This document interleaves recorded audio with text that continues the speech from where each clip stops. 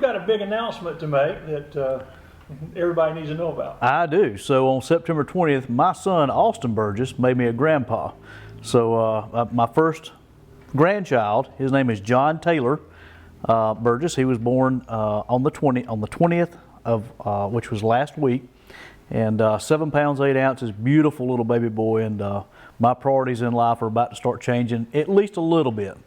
So you went from being, father and then mayor to now grandfather, father, then mayor, right? That sort of switches up. Yeah, and here's the interesting part. So I've got 2 girls. One of my girls in middle school, the other one's still in elementary school. So that's I've got a handful with kids and grandkids. But you got babysitters built in too. I do, absolutely. Built-in babysitters, yeah, for sure.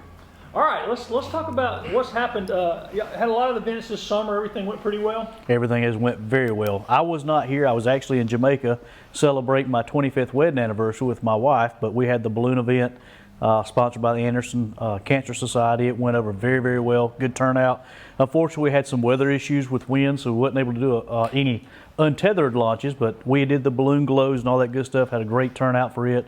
Raised quite a bit of money for the local cancer society, so and worked out very well. Springwater Festival too was really a success. Springwater Festival had a good turnout as well.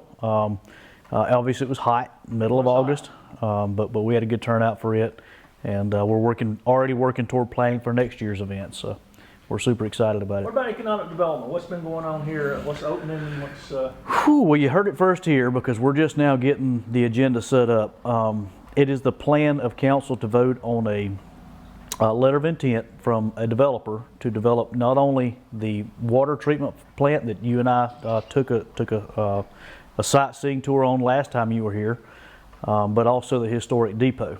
So the town would still retain ownership of both those 2 properties for now, and the developer will come in at his expense, develop those 2 properties, and hopefully generate some revenue for the town and for himself. So we're excited about it. What kind of things are? I can't talk about that right this very second. Once that letter of intent has been voted on, we can give more specific details, but the property could be turned into a couple different things, and we're talking specifically the water treatment plant, the old water treatment plant. Most likely will end up being some light retail as well as restaurants, so and potentially a brewery. Something like that. They don't have a long-term tenant yet, but what they do have is the cash to be able to go ahead and upfit those buildings to the likings and get them suitable for a long-term tenant. The historic depot, the plan on it is to renovate it, still keeping its historic architecture and stuff like that, the paint schemes and stuff like that, but adding a deck on the back, make it handicap accessible, and turning that to an event space that can be rented. Now the idea is to have it a keyless rent space so that somebody calls and decides, hey, they want to rent the depot, no problem. We go through and key that, or the developer would actually key that information in. The door would automatically unlock or give them a key code to be able to get in with cameras and stuff like that, so that you pretty much don't have to be up there at all times overseeing that operation. Yeah, as a matter of fact, this very site is where Williamston Female College, which subsequently became Lander University, Samuel Lander, formed that, and the town of Williamston also has a great relationship and with Lander University, and so some of their executives were here just a few weeks ago, and we're doing a little bit of research and history and more to come on that. How about any other new businesses or any other housing developments or anything coming up? Let me think about that. We're assigning the final piece that we have to do on Brock Lane. We'll be voting on Monday, which is the site plan. So we hope to have that taken care of on Monday, and I think they're ready to start turning dirt as soon as we get that second reading voted on that. The town has purchased the Larry Smith Main Street Motors property on Greenville Drive across from New Prospect Baptist Church here in town, right along the main corridor coming in from Pelzer into Williamston. We purchased that property for $320,000, and it's our intent to raise that property completely and either market that property to a developer and or find a public use for it. But in the meantime, it'll be cleaned up. That's been an eyesore for years. The previous owner has had a salvage yard / auto repair business there for years, and it was grandfathered in prior to our zoning ordinances. So just the nature of that business makes it just kind of an eyesore. So we hope to be able to clean that area up. That's our first step in revitalization of the historic African American community here in Williamston. So we've got that. We've already closed on that. He's got 60 days to 90 days to be able to vacate the premises, at which time, like I said, we've got a plan to go ahead and raise that completely and just get it cleaned up, make it a nice area, even if it's just green space for now. And then we'll see where the economy and other things lead us to do with that property.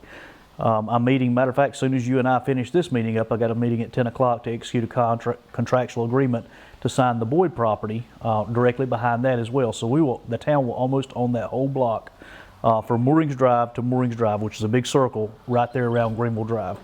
So we hope to see some improvements. It could be a public safety complex at some point in time, years down the road. It could be a lot of things. So we're excited about that. And like I said, that's our first step to revitalization of that community.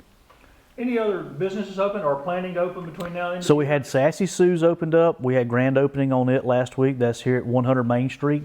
It's a consignment shop. A lot of cute kids outfits and stuff that you would go pick out for, let's say, a baby shower. So obviously I'll be a frequent shopper in there with that brand new grandbaby. So it's a really neat little store. Folks need to come check it out. I'm trying to think of any. We got Bojangles, obviously. They broke ground and they're developing it. You can go see the construction going on now. We hope to be able to see that probably first quarter of next year, have a grand opening there. So we're excited about that too. That's going to be right across from Calvary Baptist Church there at the intersection of Academy and Main Street.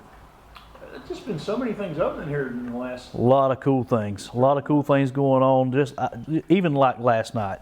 It is unbelievable to see the things that are going on. I rode through town, stopped over at Rains. They had a cornhole tournament going on. The parking lot was packed out. People just having a good time, enjoying themselves.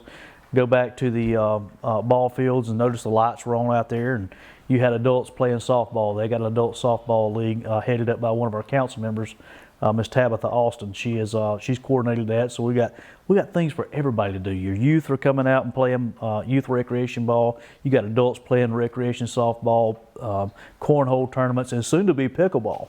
So let me give you a quick update on that if you don't mind. Yesterday, myself and our water sewer guys, we actually installed the light poles, pulled the wiring in. We've been doing that for about a week or so, installing the conduit. So the lights came on last night for the first time to light up the pickleball court, and it is absolutely magnificent. It looks gorgeous. We'll have 8 courts ready to play, we hope by the end of October. Next week, the contractor will be coming in and doing the acrylic over the top of the pickleball courts and the new basketball court. Brand new goals going in. Super, super nice area. A lot of good stuff happening in Williamston.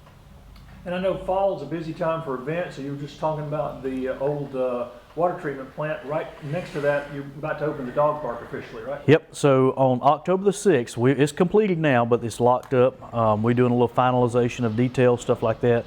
So on October the 6th at 6 p.m., we'll have the ribbon cutting / grand opening of our dog park.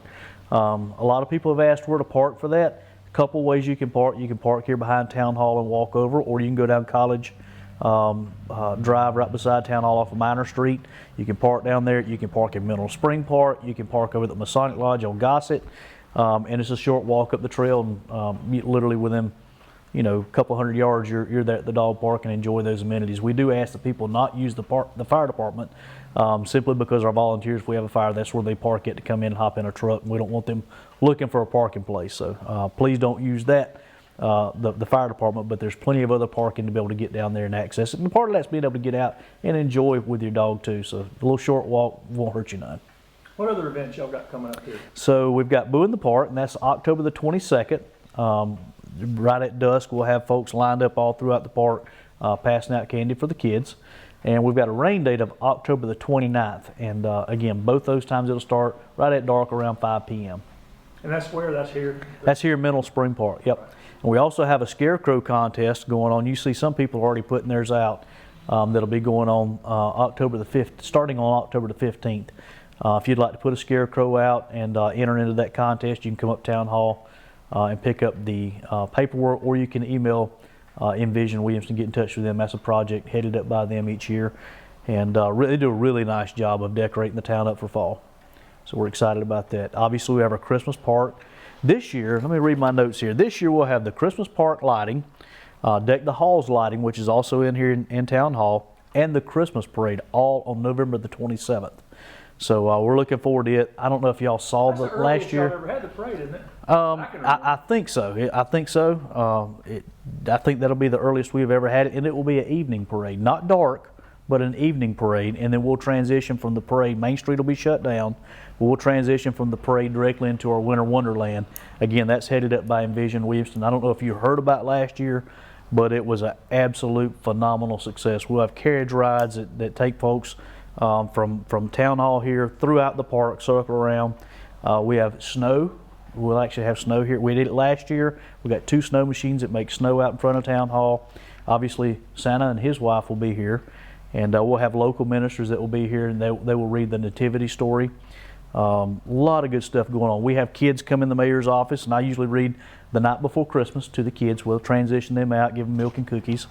But last year we had thousands, and I'm not exaggerating, thousands of people lined up out in front of Town Hall and throughout the park to participate in that event. So we look forward to an even bigger and better event this year. And people who haven't been here, got a very impressive just festival of trees here in the... Oh yeah, so I can't tell you the number, but it's hundreds of trees here in Town Hall. And when you come through Town Hall, it's a historic building, nice wide hallways, so the trees line both sides of the hallways, and so it's open in the evenings every evening for folks to come in. It's free of charge, doesn't cost a dime to be able to walk through. The mayor's office will be decorated up, it'll be open, so you can come in, get your picture right behind this desk and pretend to be mayor for a little bit. It's a lot of fun, and I don't think you could leave here and not be in the Christmas spirit. So we look forward to that every year. November 27th? That starts on November the 27th, that's correct. And everything's that big day's the kickoff. That's right, that's the big kickoff, and obviously throughout all of December through New Year, you can actually drive through and start seeing the Christmas decoration stuff in the park. That's people come from miles all around to be able to see that, and so we're excited to have. And y'all have actually got the parking, the drive-through situation a little smoother in the last couple of years. We do, yeah. So we've made a lot of improvements with the traffic flow situation. We've also installed some speed humps in the park too to keep people slowed down to be able to enjoy. Number one, for safety, but number two, to be able to enjoy those. Getting out, seeing those decorations. It's a lot of fun. I recommend actually parking somewhere. Get out and walk across Main Street and walk through the park. There's a lot to see and a lot to take in that you don't ordinarily see if you're behind the windows of an automobile. So that's one reason why we got the carriage rides too. So there'll be 2 carriages this year, and horse-driven carriages that'll be circling through the park. And again, that's on November the 27th. You had the second reading on the master plan. Tell people a little bit about what the master plan for Williamston is. So what the master plan takes a lot of information and compiles that information and to develop a master plan for the town. Now, we're required by law to do that every so often, and not a whole lot has changed with our master plan, but we do have some new census data and stuff like that obviously drives where we end up taking the direction of the town. That plan, in cooperation with the Appalachian Council of Governments, Chip Bentley meets with our planning commission. They develop that master plan, present it to council for council to vote on. We've had second reading and public input on that master plan.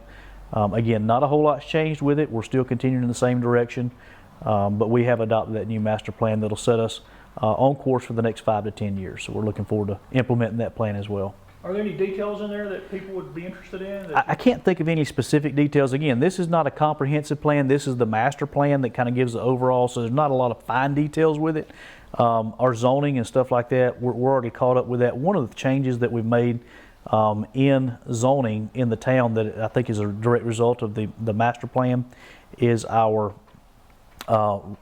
no longer allow for multi-family residents. In other words, no more duplexes, no more apartments. The Planning Commission has looked at that and made the determination that we have enough multifamily use designations throughout the town.